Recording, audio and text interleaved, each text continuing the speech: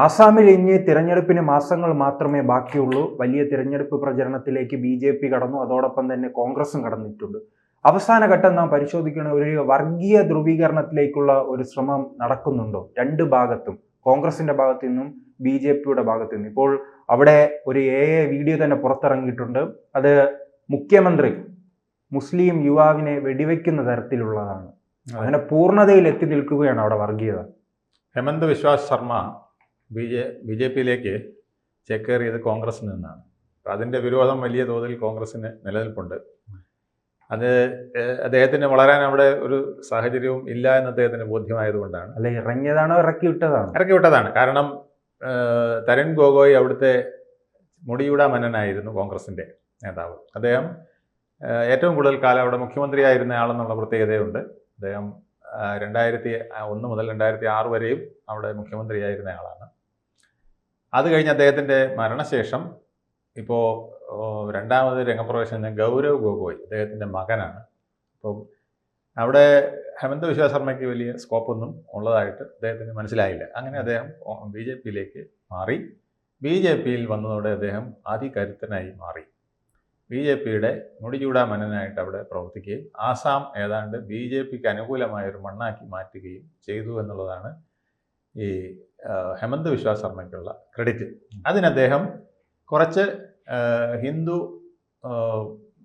അനുകൂല നിലപാടും മുസ്ലിം വിരുദ്ധ നിലപാടും കൂടെ എടുത്തു എന്നുള്ളതും സത്യമാണ്. അതിൽ പ്രത്യേകിച്ച് നമ്മൾ ബീഹാറിൽ കണ്ടതുപോലെ വെസ്റ്റ് ബംഗാൾ കണ്ടതുപോലെ ഒരുപാട് നുഴഞ്ഞ കയറ്റക്കാർ ആസാമിലും ഉണ്ട്. ഇത് വർഷങ്ങളായിട്ട് അവിടെ ഇങ്ങനെ പ്രശ്നങ്ങൾ നടക്കുകയും ഒക്കെ നടന്നുകൊണ്ടിരുന്ന കാര്യങ്ങളാണ്. എല്ലാ കാലത്തും മണ്ണിൻ്റെ മക്കൾ വാദം ആസാമിൽ ഒരു വലിയ കാര്യവുമായിരുന്നു. അത് കോൺഗ്രസും പലപ്പോഴും ഏറ്റെടുത്ത് നടത്തുകയൊക്കെ ചെയ്തിട്ടുണ്ടെങ്കിലും ഹെമന്ത് വിശ്വ ശർമ്മ അത് വളരെ ശക്തമായി ഉന്നയിച്ച് നുഴഞ്ഞു കയറ്റക്കാരെ മുഴുവൻ പുറത്താക്കണം. അതുപോലെ തന്നെ അവിടെ നുഴഞ്ഞു കയറ്റക്കാരായിട്ട് അവിടുത്തെ ബംഗ്ലാദേശിൽ നിന്ന് വന്നിട്ടുള്ള ഹിന്ദുക്കൾ, ക്രിസ്ത്യാനികൾ, സിഖുകാർ ഇങ്ങനെയുള്ളവരെയെല്ലാം NRC വഴി ഇപ്പോഴത്തെ SIR വഴിയില്ല, ഇവരെ നേരത്തെ ഒരു ബില്ല് വന്നല്ലോ, നമ്മുടെ പൗരത്വ ബില്ല്. ആ പൗരത്വ ബില്ല് വഴി ഇവരെ സിറ്റിസൺഷിപ്പിലേക്ക് കൊണ്ടുവരണം. അതിനായിട്ടുള്ള പ്രചരണമൊക്കെ അദ്ദേഹം നടത്തിക്കൊണ്ടിരിക്കുകയാണ്. അങ്ങനെ പൗരത്വ ബില്ലിൻ്റെ ഗുണം അവിടെ കടന്നുകൂടിയിട്ടുള്ള ഹിന്ദു ഉൾപ്പെടെയുള്ള വിഭാഗങ്ങൾക്ക്, ബംഗ്ലാദേശിൽ നിന്നവർക്ക് അനുകൂലമാക്കിയെടുക്കുകയും, എന്നാൽ SIR ഉൾപ്പെടെയുള്ളവ വരുന്നതിന് അവിടെ ആയിട്ടില്ല, അതിനു മുമ്പ് തന്നെ ഇവരെയെല്ലാം മറ്റ് നുഴഞ്ഞുകയറ്റക്കാരായ മുസ്ലിങ്ങളെയെല്ലാം പുറത്താക്കണമെന്നുള്ളൊരു ലൈൻ അദ്ദേഹം എടുത്തുകൊണ്ടിരിക്കുകയാണ്. അപ്പോൾ അതിനവിടെ വലിയ പ്രശ്നങ്ങൾ പലപ്പോഴും നടന്നിട്ടുമുണ്ട്. ഇതിൻ്റെയൊക്കെ ഫലമായിട്ടാണ് കോൺഗ്രസ് ബി.ജെ.പി. ചേരികൾ തന്നെ രൂപപ്പെട്ടിരിക്കുന്നത്. വരുന്ന തെരഞ്ഞെടുപ്പിൽ കേരളത്തിൽ, ആസാമിൽ അധികാരത്തിൽ തിരിച്ചു വരാൻ കഴിയുമെന്നാണ് കോൺഗ്രസ് പ്രതീക്ഷിക്കുന്നത്. അതെ, അത് ഈ തരുൺ ഗൊഗോയിയുടെ മകൻ ഗൗരവ് ഗൊഗോയി അവിടെ സർവസമ്മതനായിട്ട് ന്യൂനപക്ഷങ്ങൾക്കിടയിൽ നിൽക്കുന്ന ആളാണ്.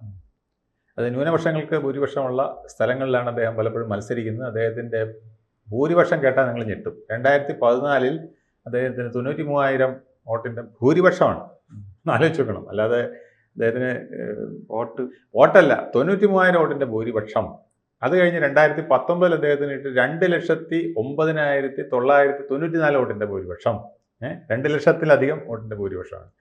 2024 കഴിഞ്ഞ തവണ 1,44,393 വോട്ട്, 1,45,000 വോട്ടിനടുപ്പിച്ച് അദ്ദേഹം പിടിച്ചു എന്നുള്ളതാണ് ഭൂരിപക്ഷം. വോട്ട് കിട്ടുന്നതല്ല. അപ്പോൾ അത് എത്ര തൂത്തുപെറുക്കി വോട്ട്, അത് മുസ്ലിം ഭൂരിപക്ഷമുള്ള സ്ഥലങ്ങളിൽ നിന്നാണ് അദ്ദേഹത്തിന് ഈ വോട്ട് മുഴുവൻ കിട്ടുന്നത്. അപ്പോൾ അതോടെ ഒരു 2 ചേരി രൂപീകരിക്കുക എന്നുള്ളത് കോൺഗ്രസും വളരെ ഭംഗിയായി നടത്തിക്കൊണ്ടിരിക്കുകയാണ്. അവിടെ ഒരുപാട് മുസ്ലിം പ്രാതിനിധ്യ മേഖലകളുണ്ട്. അപ്പോൾ അവിടെ നിന്നൊക്കെ വോട്ട് കിട്ടിക്കഴിഞ്ഞാൽ കുറച്ച് ഹിന്ദുക്കളുടെ വോട്ടും കൂടെ കിട്ടിയാൽ തങ്ങൾക്ക് ഭരണത്തിൽ വരാമെന്നുള്ളതാണ് അവരുടെ കണക്കൂട്ടൽ. അതിനെ പൊളിക്കാനായിട്ട് ഹെമന്ത് വിശ്വ ശർമ്മ തൻ്റെ മാക്സിമം ശക്തിയും ഉപയോഗിച്ച് ശ്രമിക്കുന്നുണ്ട്.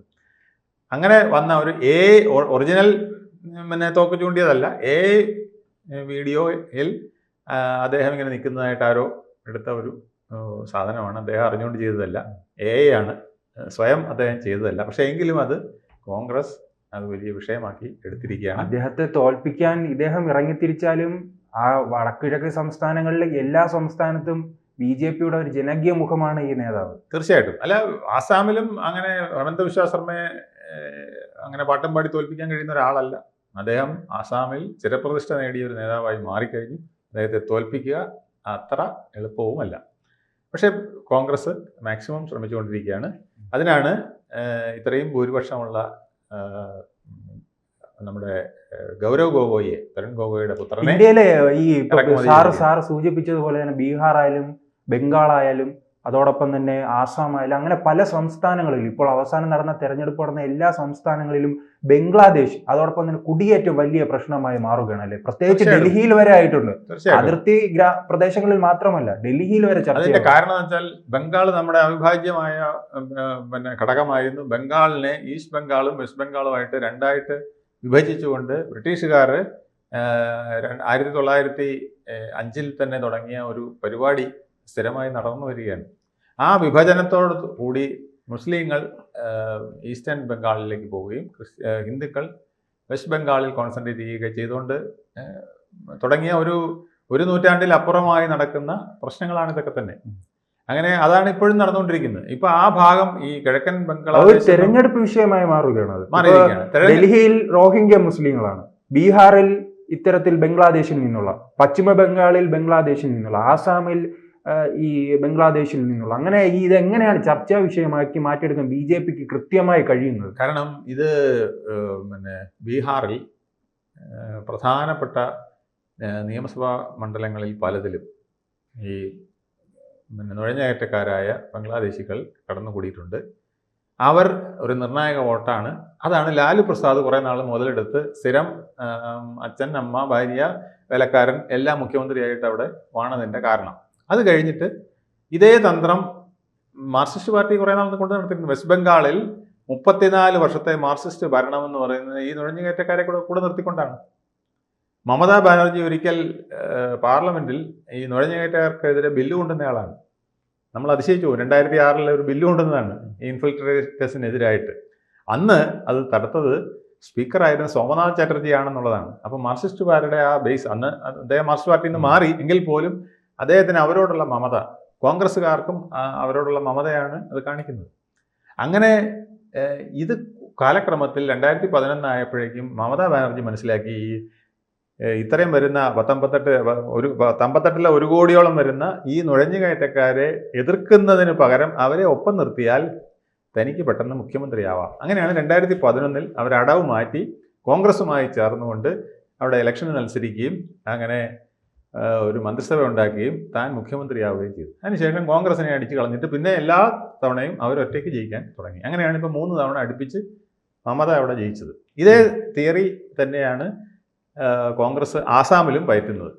തരുൺ ഗൊഗോയ് അങ്ങനെയാണ് നിന്നിരുന്നത്. ഇപ്പം മകൻ ഗൗരവ് ഗൊഗോയുടെയും ഭൂരിപക്ഷം നിങ്ങൾ കണ്ടില്ലേ, മൃഗീയ ഭൂരിപക്ഷം. ഈ മൃഗീയ ഭൂരിപക്ഷം എവിടെ നിങ്ങൾ വന്നിട്ടുണ്ടോ അവിടെ എല്ലാം നിങ്ങൾ നോക്കിക്കഴിഞ്ഞാൽ അത് MP-യിലും ഗുജറാത്തിലും മൃഗീയ ഭൂരിപക്ഷം വരുന്നെങ്കിൽ അത് ഹിന്ദുക്കളുടെ വോട്ടും കൂടെ ചേർന്നുകൊണ്ടാണ്. മറ്റ് പലയിടത്തും നോർത്ത് ഇന്ത്യയിൽ മൃഗീയ ഭൂരിപക്ഷം ആർക്ക് കിട്ടുന്നുണ്ടോ അതിൻ്റെ അർത്ഥം അയാൾ മുസ്ലിം വിഭാഗത്തിന് സപ്പോർട്ട് ചെയ്ത് നിൽക്കുന്ന ആളാണെന്നുള്ളതാണ്. ആസാമിലും ബംഗാളിലും ബീഹാറിലും UP-യിലും UP-യിലും അടക്കം താങ്കൾ പറഞ്ഞ പോലെ ഡൽഹിയിൽ, ഹരിയാനയിലെ ചില ഭാഗങ്ങളിൽ എല്ലാം ഈ ബംഗ്ലാദേശിൽ നിന്ന് വന്നുള്ള കുടിയേറ്റക്കാർ പല സ്ഥലത്തായിട്ട് ചിതറിക്കിടപ്പുണ്ട്. എന്തിന് കേരളത്തിൽ വന്നിട്ടുള്ളതിൽ പെരുമ്പാവൂരടക്കം ആലുവയിലടക്കം ഒക്കെയുള്ള സ്ഥലങ്ങളിൽ, പെരുമ്പാവൂരിൽ ഇന്നലെ വലിയ പ്രതിഷേധം നടക്കുകയാണ്. അതെ, ഈ ചേട്ടന്മാരെല്ലാം ഉണ്ട്. അവരെല്ലാം അതിപ്പം മാർക്സിസ്റ്റ് പാർട്ടി അവർക്ക് ട്രെയിനിങ് കൊടുത്തോണ്ടിരിക്കുകയാണ്. ഇൻഖിലാബ് സിന്ദാബാ, മാർക്സിസ്റ്റ് പാർട്ടി സിന്ദാബാ, വികസന ജാഥ സിന്ദാബാ, 3 മുദ്രാവാക്യങ്ങൾ വിളിക്കാനായിട്ട് അവരെ പഠിപ്പിച്ചു വെച്ചിരിക്കുകയാണ്. അപ്പോൾ ജിന്ദാബാ ജിന്ദാബാ എന്ന് പറഞ്ഞുകൊണ്ട് ആശാന്മാർ രംഗത്തും ഇറങ്ങിയിട്ടുണ്ട്. ഇവിടെയും കുറേ പേരുണ്ട്. ഇനിയിപ്പം SIR കുറേ പേരെ വെട്ടുമ്പം ഇവരെ ഇനി കയറ്റുമോ എന്ന് അറിഞ്ഞൂടാ. CPM-ന് ഇപ്പോൾ SIR വലിയ നഷ്ടം സംഭവിക്കാൻ പോവുകയാണ്. SIR നടക്കുമ്പോൾ ചത്തവരും നാട് വിട്ടുപോയവരും അങ്ങനെ ഈ പ്രദേശത്തെങ്ങും ഇല്ലാത്തതും ഡബിൾ വോട്ടിങ്ങും അച്ഛൻ്റെ പേരിൽ മകൻ വോട്ട് ചെയ്യുന്നതൊക്കെ ഇപ്പോൾ തീരാൻ പോവുകയാണ്. അപ്പോൾ ഇനി എങ്ങനെയാണ് ഈ ജിന്ദാബാ വിളിക്കുന്നവരെ അകത്തേക്ക് കയറ്റുന്നതെന്ന് ഇനി നോക്കിയിരിക്കുകയാണ് നമ്മൾ. അത് സംഭവിക്കാം. ഇതേ സംഗതിയാണ് ആസാമിൽ നടന്നുകൊണ്ടിരിക്കുന്നതെന്നാണ് ഞാൻ പറഞ്ഞതിൻ്റെ ചുരുക്കം. ആസാമിൽ ഈ നമ്മുടെ ഗൗരവ് ഗൊഗോയ്ക്കുള്ള കളമൊരുക്കണം.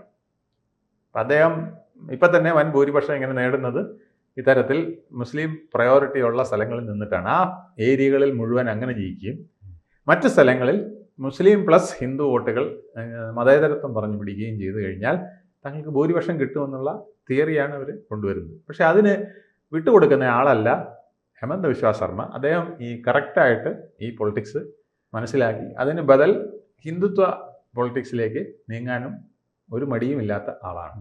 അപ്പോൾ ആ രണ്ട് പൊളിറ്റിക്സിനെയും കൂടെ മിക്സ് ചെയ്ത് കോൺഗ്രസ് കൊണ്ടുപോകാൻ ശ്രമിക്കുന്നതിനെ പൊളിക്കുക എന്നുള്ളത് അദ്ദേഹത്തിൻ്റെ ഒരു ഐഡിയ ആണ്.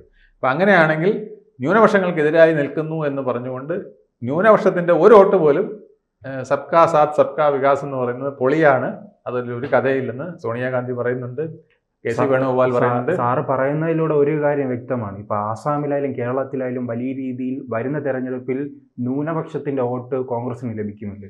തീർച്ചയായിട്ടും അതാണ് അവരൊരു വോട്ട് ബാങ്കായിട്ട് ഇപ്പോൾ കാണുന്നത്. അത് രാഹുൽ ഗാന്ധി തന്നെ പച്ചയ്ക്ക് പറഞ്ഞു കഴിഞ്ഞു. RSS പോലെ ഒരു ശക്തി നമുക്കും വേണം. RSS എങ്ങനെയാണോ നിൽക്കുന്നത് അതുപോലത്തെ ഒരു ശക്തി നമുക്കും വേണം. അതിനുള്ള ഒരു സെറ്റപ്പ് നമ്മൾ ഉണ്ടാക്കണമെന്നുള്ളതാണ് അദ്ദേഹത്തിൻ്റെയും പ്ലാൻ. അത് ഈ മുസ്ലിങ്ങളെ ഉപയോഗിച്ചാണെന്നുള്ളതാണ് അതിൻ്റെ ഒരു അന്തർലീനമായ ഘടകം. എന്നിട്ട് മതേതരത്വം പറഞ്ഞുകൊണ്ട് കുറേ ഹിന്ദുക്കളുടെ വോട്ടും കൂടെ നേടിക്കഴിഞ്ഞാൽ ഇന്ത്യ പിടിക്കാം. കേരളത്തിലെ വിവിധ കേരളമടക്കം ആസാം അടക്കമുള്ള വിവിധ സംസ്ഥാനങ്ങൾ പിടിക്കാം. എവിടെയൊക്കെ മുസ്ലിം ഭൂരിപക്ഷം മുസ്ലിം ഇല്ലാത്ത സ്ഥലമില്ലല്ലോ. അപ്പോൾ കേരളത്തിൽ ഇന്ത്യയിൽ നമ്മൾ 47-ൽ വിഭജിച്ച് പോയെങ്കിലും അത് പോയത് ആ ബോർഡർ സ്റ്റേറ്റുകളിൽ നിന്നുള്ളവരും കിഴക്കൻ ബോർഡറിൽ നിന്നുള്ളവരുമാണ് പോയതിൽ പലരും തിരിച്ചും വന്നിട്ടുണ്ട്. ബംഗ്ലാദേശിൽ നിന്ന് 1 കോടി പേരൊന്നും അല്ല, അതിൽ കൂടുതൽ ആൾക്കാർ പലപ്പോഴായിട്ട് നുഴഞ്ഞു കയറിയിട്ടുണ്ട്. ഇപ്പോൾ ഈ 1 കോടി എന്ന് പറയുന്നത് ശരിക്കും അനധികൃതമായിട്ട് നിൽക്കുന്നവരാണ്. നമ്മൾ 47-ൽ അനുവദിച്ചു കൊടുത്തവരുണ്ട്. അത് കഴിഞ്ഞ് 71-ൽ ഇന്ത്യ പാകിസ്ഥാൻ വാർ വന്നു, ബംഗ്ലാദേശ് രൂപീകൃതമായപ്പോൾ അന്ന് അനുവദിച്ചു കൊടുത്തവരുണ്ട്. ഇന്ദിരാഗാന്ധി അതാണ് നമ്മൾ ബംഗ്ലാദേശി അഭയാർത്ഥികൾ എന്ന് പറയുന്നില്ലേ, ആ വന്നവരെ മുഴുവൻ നമ്മൾ സ്വീകരിച്ചിട്ടുണ്ട്. അതിനും പുറമേ പിന്നെ വരുന്നവരാണ്. അതാണ് ഞാൻ പറഞ്ഞത്, ബംഗ്ലാദേശിൻ്റെ ബോർഡർ എന്ന് പറയുന്നത് കിഴക്കൻ പ്രദേശങ്ങളിൽ 4000 കിലോമീറ്ററാണ്. യാതൊരു അതിർത്തിയില്ല. നമുക്കൊന്നും അറിയാൻ പറ്റില്ല. നമ്മളിപ്പോൾ തിരുവനന്തപുരത്ത് നിന്ന് കൊല്ലത്തേക്ക് പോകുന്ന പോലെ അല്ലെങ്കിൽ തൃശ്ശൂരിൽ നിന്ന് പാലക്കാടേക്ക് പോകുന്ന പോലെ ഉള്ള വ്യത്യാസമേ ഉള്ളൂ. അവിടെ ബോർഡറിലൊന്നും വലിയ BSFുകാർ അവിടെ ഇവിടെയൊക്കെ നിൽപ്പുണ്ട് ചില പോസ്റ്റുകളിൽ. പക്ഷേ അതിങ്ങനെ 4000 കിലോമീറ്ററിൽ നിരത്തി നിർത്താനുള്ള BSF ഒന്നും നമുക്കില്ലല്ലോ. ഫെൻസിങ്ങിനാണെങ്കിൽ മമത ഉൾപ്പെടെയുള്ളവർ സമ്മതിക്കില്ല. അതുകൊണ്ട് ഫെൻസിങ് പലയിടത്തും ഇല്ല. ഈ ബംഗാളിലാണ് ഏറ്റവും കൂടുതൽ പ്രശ്നമുള്ളത്. കുറച്ചൊക്കെ ബീഹാറിലും ആസാമിലും ഒക്കെ ഫെൻസിങ് കുറച്ചൊക്കെ പാലിച്ചിട്ടുണ്ട്. പക്ഷേ ബംഗാളിൽ ഫെൻസിങ്ങിന് അവർ സമ്മതിക്കുകയില്ല. BSFനെ ഓടിക്കും. ഫെൻസിങ്ങിന് കൊണ്ടിരുന്ന കമ്പി നാട്ടുകാരോട് എടുത്തുകൊണ്ട് പോകാൻ പറയാം. ഈ റോയൽസ് കൊണ്ടുവന്ന് മാർക്കറ്റ് വിൽക്കുമെന്നാണ് പറഞ്ഞത്. ഇങ്ങനെയൊക്കെയാണ് അവിടെ കാര്യങ്ങൾ നടക്കുന്നത്. ഇപ്പം ആസാമിൽ ഇപ്പോൾ ഒരു തെരഞ്ഞെടുപ്പ് വരുന്നു ബംഗാളിലെ പോലെ. ആ സമയത്ത് ഒരു വലിയ കളമൊരുക്കാൻ, ഒരു മുദ്രാവാക്യം ഒരുക്കാൻ ഈ ആനിമേഷൻ ചിത്രം അല്ലെങ്കിൽ നമ്മുടെ AI ചിത്രം ഉപകരിക്കുമോ എന്നുള്ളതാണ് അവർ നോക്കുന്നത്. അത് ഉണ്ടാക്കിയവൻ തന്നെ റിലീസ് ചെയ്തവൻ തന്നെ അത് വിഡ്രോ ചെയ്തു. എങ്കിലും അതിനെ ഒരാക്ച്വൽ ചിത്രമാക്കി, ഇതിപ്പം എന്താണ് AI എന്താണ് അല്ലെങ്കിൽ ആക്ച്വൽ ചിത്രം എന്താണെന്ന് അവിടുത്തെ പ്രാദേശികമായ പലർക്കും അറിയില്ല. അവരിതിനെക്കുറിച്ചൊന്നും ഇപ്പം നോക്കുമ്പം ഹെമന്ത ബിശ്വ ശർമ്മയുടെ പോലത്തെ മുഖമാണ്. ഇത് AI-ൽ ഉണ്ടാക്കിയതാണോ, അദ്ദേഹം സംസാരിക്കുന്ന പോലെ സംസാരിക്കുന്നു. അപ്പോൾ ഇത് അദ്ദേഹം തന്നെ എന്ന് സങ്കല്പിച്ചുകൊണ്ട് ജനങ്ങൾ ഇതിനെതിരായിട്ട് നിൽക്കാനും ന്യൂനപക്ഷങ്ങൾ എതിരായിട്ട് വോട്ട് ചെയ്യാനുമുള്ള ഒരു ശ്രമത്തിലേക്കാണ് പോകുന്നത്. അതിനു വേണ്ടിയിട്ടാണ് പ്രിയങ്ക ഗാന്ധി മുതൽ നമ്മുടെ ഗൗരവ് വരെ, അതുപോലെ കെ.സി. വേണുഗോപാലും പിന്നെ അവരുടെ സ്പോക്സ് പേഴ്സൺ ഉൾപ്പെടെയുള്ളവർ, ഷമാ മുഹമ്മദ് ഉൾപ്പെടെയുള്ളവർ വലിയ പ്രസംഗങ്ങളുമായിട്ട് ഇപ്പം ഇറങ്ങിയിരിക്കുകയാണ്. എന്തോ വലിയ തെറ്റ് ഹെമന്ത ബിശ്വ ശർമ്മ ചെയ്തു, അതുകൊണ്ട് ഇയാളെ അധികാരത്തിൽ എത്തിക്കരുത് എന്ന് പറഞ്ഞുകൊണ്ടാണ് ശ്രമം നടക്കുന്നത്. കൂടുതൽ വാർത്തകളും വിശേഷങ്ങളും നിങ്ങളിലേക്ക് എത്താൻ ABC മലയാളം സബ്സ്ക്രൈബ് ചെയ്യുക, ബെൽ ബട്ടണും അമർത്തുക.